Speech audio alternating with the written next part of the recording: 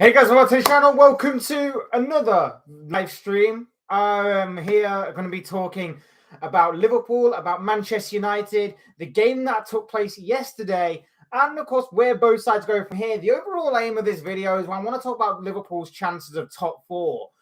Maybe I was a little bit hasty in writing them off completely. Maybe I had a good right to write them off hastily earlier on this season. But over the past month or so, Liverpool have actually started to put together a few good results, get a bit of momentum together when it comes to the top four race. And obviously yesterday's result might be a bit more of an indication of where this side may go this season and may give them even more confidence to go on and build even more, or go on and really challenge for that top four spot, especially when you consider the other teams that are obviously going to be involved in that kind of top four race.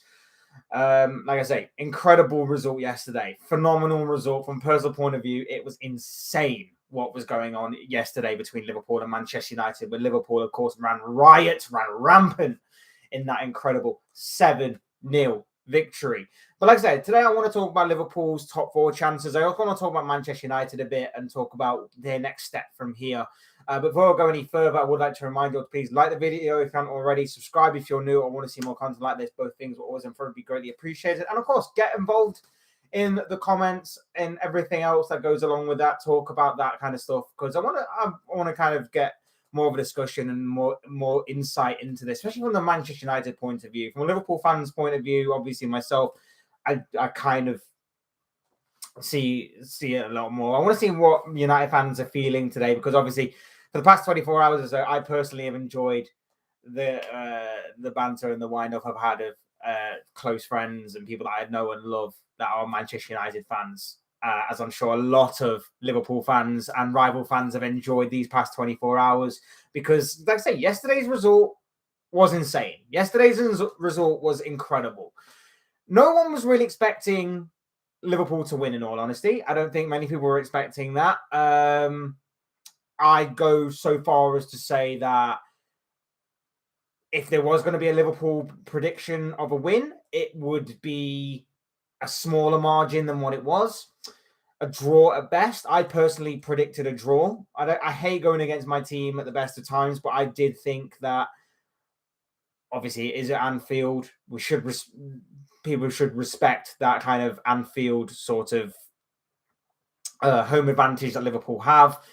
It's still strong, even though Liverpool have stuttered this season. And that's, I thought, with United's form as well coming into this in red-hot form, I thought the two would counteract each other and a draw would play out. I wasn't expecting what happened yesterday, but I'm all for it. I loved every second of it. It was incredible to me. It was phenomenal. It was very, very enjoyable, laughable, comical, all of these kinds of words. I just loved yesterday through the entirety of the 90 minutes. What was a great game of football for Liverpool, from my point of view. Very good performance. It was just incredible, just absolutely incredible to watch from start to finish. I think a lot of Manchester United fans came into this game thinking it was going to be a walk in the park. Not everyone, of course, but a lot of United fans did think it was going to be a walk in the park. It was going to be very easy.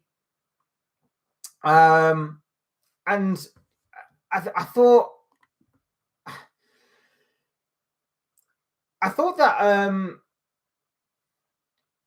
I just thought that overall, I thought they were humbled. I thought a lot of United fans, and maybe some of the United players as well, were a bit humbled by the result yesterday, and brought a bit of a dosage of reality, a bit of a knockback down to earth, reality check, whatever you want to call it. I just thought that kind of played out throughout the entirety yesterday of that game, because, like I say, I thought a lot of United fans thought they were going to just show up, turn up, walk all over Liverpool, walk all over us, and it would be done and dusted and complete. But it wasn't to be. It wasn't to be, and I think they disrespected the kind of home advantage Liverpool have got of being at Anfield. They overlooked that element of it. Even when I was growing up, like, Liverpool versus Manchester United games were never easy, whether it was home or away, as far as what Liverpool were concerned. Every game at Anfield in particular was especially difficult for Manchester United. You've got to think that this was a Manchester United side that at the time was on top of their game. They were the best in England. They were top dogs in England. Sir Alex Ferguson era, all of that stuff. They always went to Liverpool with one thing in mind, and that was to come away with at least 1 point. They settled for a draw for the majority of the time because they knew it was never easy. It was never going to be easy. And again, like yesterday, it was never going to be easy. And I think a lot of people, especially United fans, sort of overlooked that. And obviously what played out was they got a bit humbled, they got humiliated, they got embarrassed, and Liverpool came away with all 3 points and a historical victory, a major historical, insane victory. Balam, hello there, my friend. Long time viewer. Thank you very much. Appreciate the support.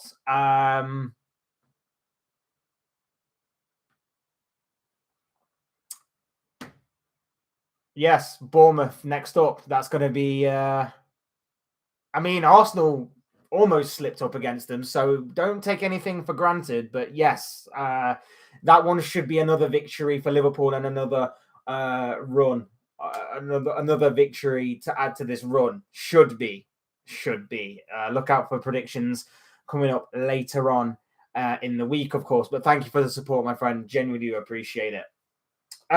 Yesterday, of course, a brace from Darwin Núñez, a brace from Cody Gakpo, a brace from Mohamed Salah, and Bobby Firmino putting the icing on the cake. It had to be Firmino, didn't it? It had to be Bobby Firmino putting the icing on the cake. With everything that came out about him this week, about how this is his swan song, this is him riding off into that Liverpool sunset, it had to be Roberto Firmino to put the icing on the cake. And even more poetically, of course, Cody Gakpo, Darwin Núñez, 2 players that Manchester United definitely did want across the summer and going into January, as far as obviously Gakpo is concerned. They wanted him. They couldn't get him for whatever reason it was, financial matters, whatever it was. Didn't get them both, and they scored twice each yesterday against the team that obviously wanted them in Manchester United. Beautifully poetic. And then, of course, Mohamed Salah, reminding people why he is still top class.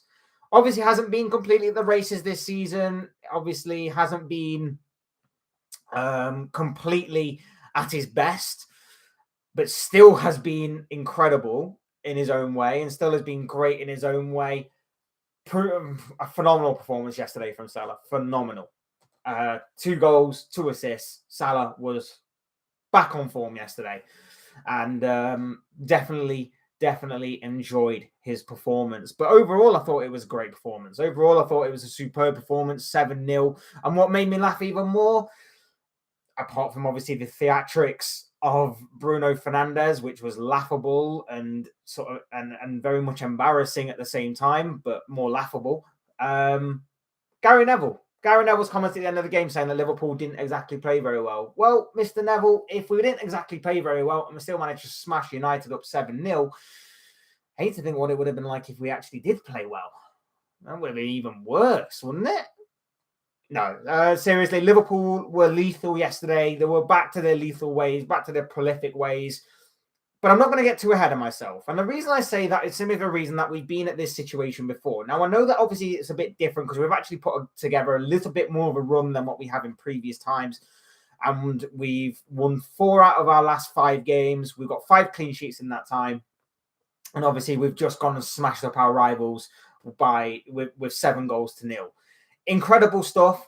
And that kind of run, 4 wins out of 5, is top 4 contenders. And that's obviously where the main beef of this video is, the main meat of this video of why I'm creating it is. I want to talk about the top 4 race and why Liverpool are probably and possibly back in it. Probably famous last words until obviously our next game, which is again, like I say, like Ballon pointed out, is against Bournemouth.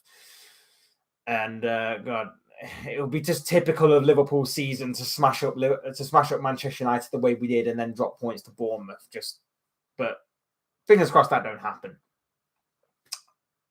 Although we did smash them up 9-0 earlier this season, so anything is possible. But no, let's face it.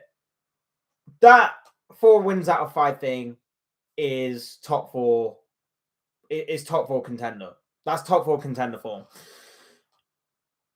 Obviously, it might be a bit hasty to say it again, but it is now looking even more possible that top four could be on, especially when you look at the other teams that are already in that kind of top four race. You look at Tottenham, for example, and there's dysfunctionality there. You know, they'll pick up the odd result here and there, and then they'll drop points to teams that they should beat. They beat Chelsea, for example. They lose to Wolves. They beat Manchester City a couple of weeks ago, and then they dropped points to Leicester. They lost in a humiliating way, an embarrassing way to Leicester. They occupy that fourth spot right now. If Liverpool can put together a run, obviously you would imagine that they could probably catch them up, and they probably will. If they win their games in hand, Liverpool, then they definitely will catch Tottenham up. Obviously, they'll only be 3 points behind. Then Liverpool have still got to play Tottenham, so that could potentially be the place where the gap completely closes and they join level on points with them. A lot can happen in that time. You look at Newcastle, the goals have dried up for Newcastle. I rate Newcastle as a very good side, but the goals have dried up. If they can't find a consistent enough goal scorer towards the end of this campaign, I do fear that they are going to drop off somewhat. You've got Brentford and Brighton and Fulham that are in and around there. No one was expecting them to do it, and I don't think they will get that far and reach top four. But of course, stranger things have happened. If they can put together a run, then they might cause some problems, particularly Brighton, who have got a few cards to play in that respect with having a few games in hand. But you're mainly looking at Liverpool right now as probably one of the form teams right now going forward. And like I say, I think maybe I might have been a bit harsh and a bit hasty in writing them off completely. I still have reservations about this kind of form and whether it will last, simply for the reason that I've seen it be so stop-start throughout this entirety of the campaign that I still think that, you know, maybe, just maybe, we shouldn't get too ahead of ourselves. But look, Jota's back. Luis Diaz is not far away from coming back. Thiago's possibly on the way back. Konate's back in defense. Liverpool looks... I love Konate so much. I think he's a solid defender, and I think that if the injuries are behind him now completely, he needs to be a permanent fixture in that back four. I just think he's so good, and he's just so calm in the back there. And I think he helps Trent Alexander-Arnold a lot on that right-hand side with his pace and with his strength and with his positioning. And I think he also helps out Van Dijk. And I think he has definitely helped out Van Dijk a lot in these recent games. So Konate being back is strong. Our goalkeeper's always been good. Mo Salah, if he can get back on that kind of world-class performance streak, that will be a massive boost to Liverpool as well. And then, like I say, Darwin Núñez. Like I say, I think Darwin Núñez has been heavily criticised this season for wrong reasons, for people just wanting to banter Liverpool for the amount of money that they paid for him. I think he's been great this season, and I think that there is a lot of potential for this guy to build upon, and I can't wait for him to properly unleash that potential in the future, of course. As far as the Champions League goes for Liverpool as well, look, realistically, I think we are definitely out.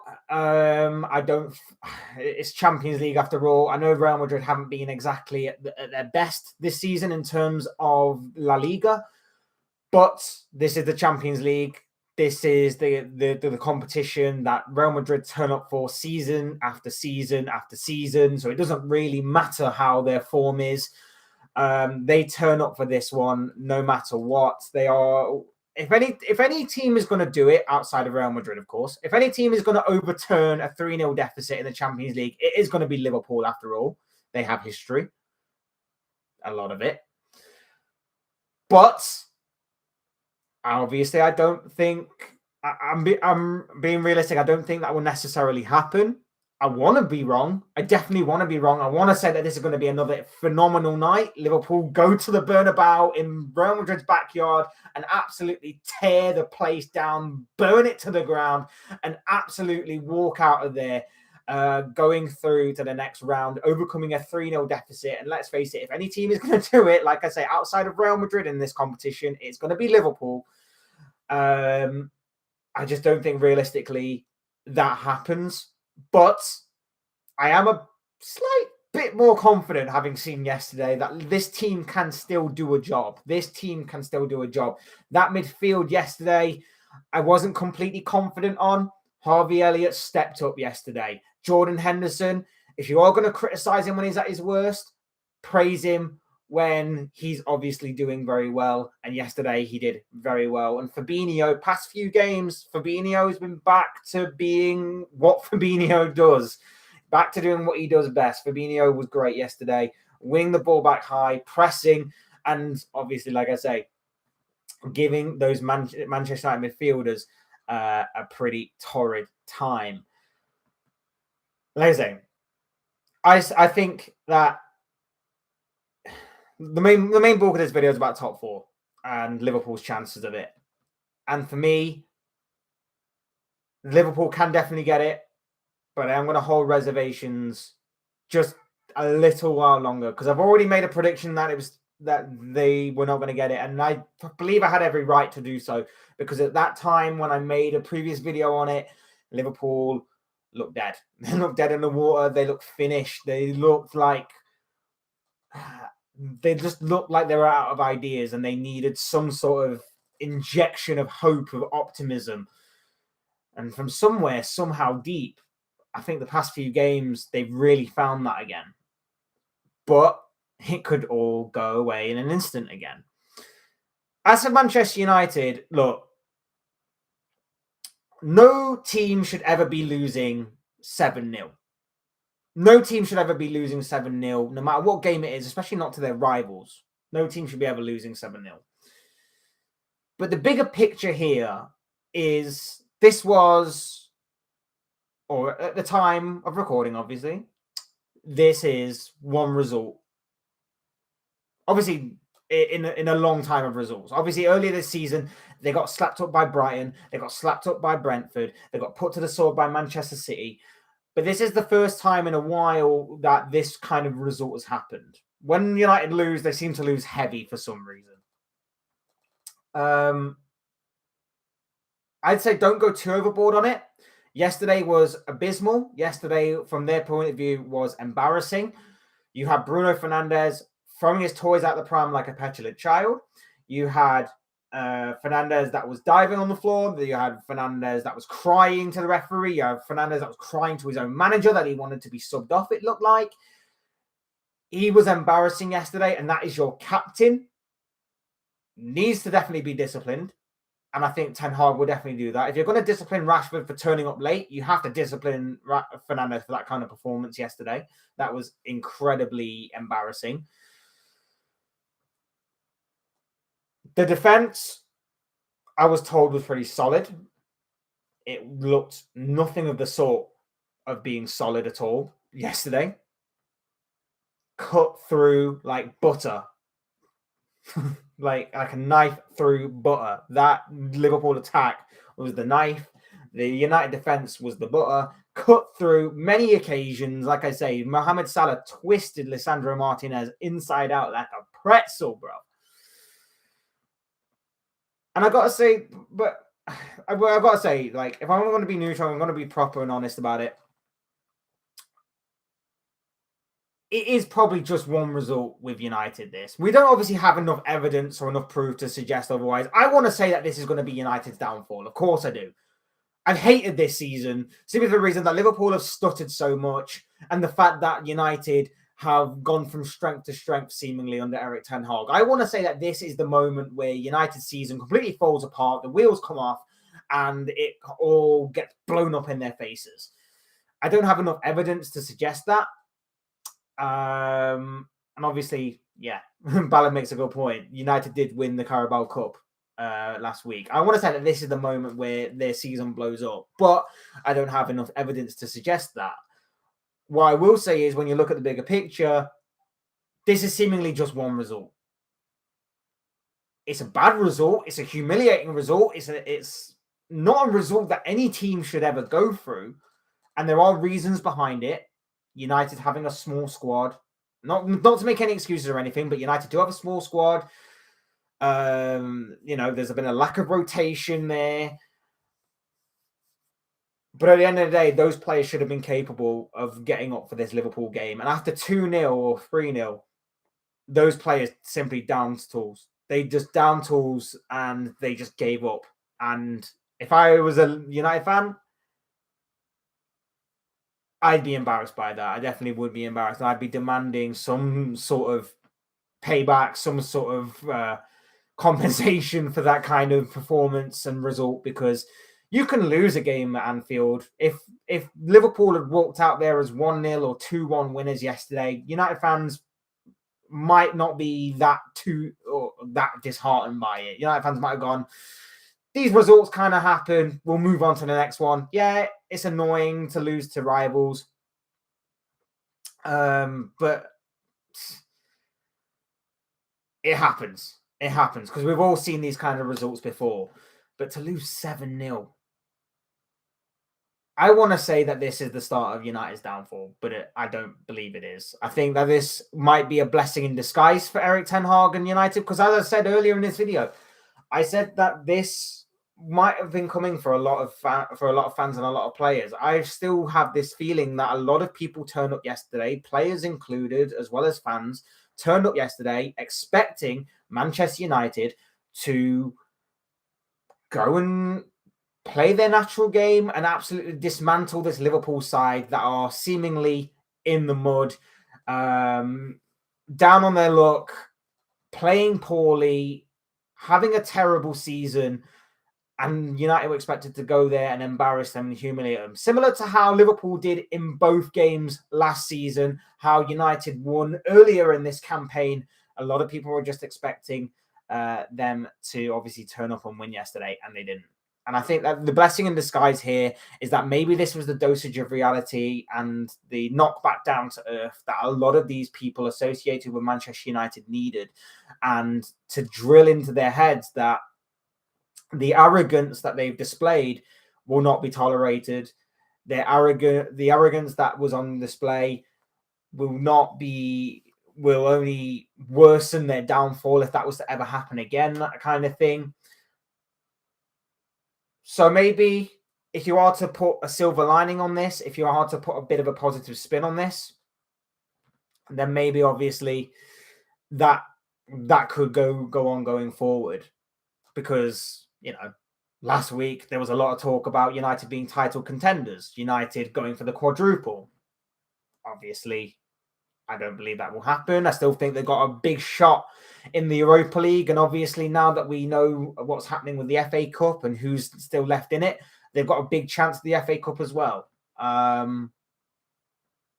Premier League wise, no. I think Arsenal and Manchester City have got too much of a power hold in that race to obviously completely capitulate right now. And like I say, for United, just one step at a time. They've done great with this rebuild. I will give them credit. They've done great with this rebuild. I've said that ever since. And I've said that they are well ahead of schedule and way ahead of where anybody expected them to be right now. Because I don't think many people would have put them as a solid for the top four situation. But they seem that way now. They're ahead of schedule in that kind of terms of the rebuild and everything.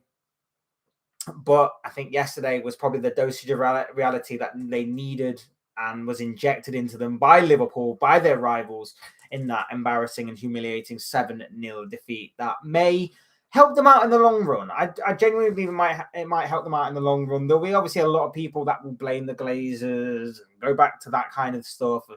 And yes, I understand it because they are at fault. But in terms of the performance yesterday, the Glazers, no say in that at all. You had 11 players, obviously more with subs, out there that were abysmal. There was not one good player that played for United yesterday. And that's not me being, again, hyperbolic or banterous or anything. That is just my genuine opinion. I'd say even David De Gea didn't really have much of a chance in the majority of them goals. And all he had to really do was pick the ball at the back of the net 7 times. It's just the way that I saw it yesterday. It was a shocking performance from Manchester United. I wouldn't be happy if that was a Liverpool performance. United fans shouldn't be either, and they definitely won't be. But I think the bigger picture is it might just be one result. I think it will help build and make them stronger.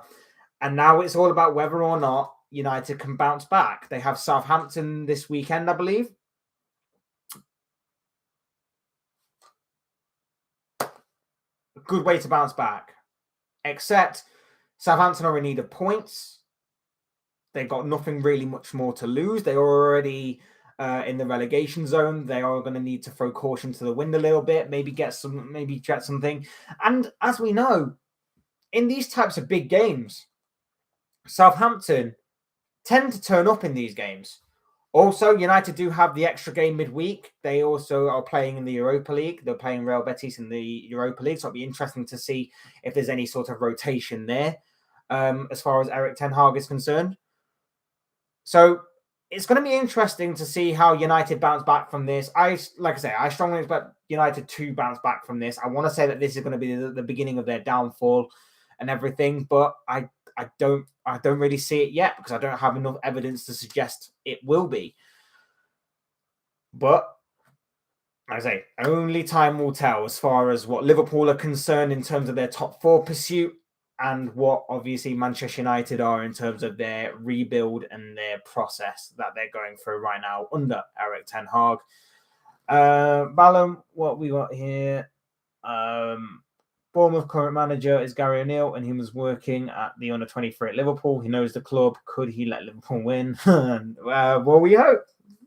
Obviously, like I say, earlier this season, Liverpool beat Bournemouth by 9-0. That was a phenomenal, incredible result again. So something like that again on Saturday, maybe. But it is the early kickoff, and it could be a bit awkward. And Bournemouth made things a little bit awkward for Arsenal this past weekend. So we'll have to wait and see on that. Mohamed Salah took Robbie Fowler's goal-scoring record of goals. Yes, he did.